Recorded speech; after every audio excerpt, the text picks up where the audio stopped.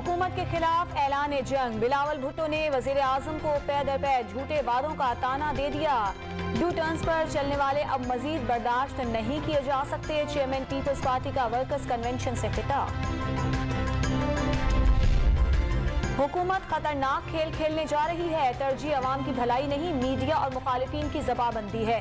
तर्जमान मुस्लिम league नून मरियम औरंगजेब के इल्जामात। दावा किया कि जितने मर्जी कानून बना ले, आवाजें बुलंद होती रहेंगी। मौसम ने फिर बदल लिए तेवर। मगरबी हवाओं का सिलसिला आज रात मुल्क में दाखिल होगा। खैबर पख्तूनख्वा, बलोचिस्तान और पंजाब में मंगल से जुमेरात तक खूब बादल बरसने की पेशगोई। बालाई इलाकों में बर्फबारी का भी इम्कान। और लाहौर कलंदर्स का आज का मैच पुलिस के शोहदा के नाम। शहीदों की फैमिलीज को ग्राउंड में आने की दावत। खिलाड़ी मैच से कबल 1 मिनट की खामोशी इख्तियार करेंगे।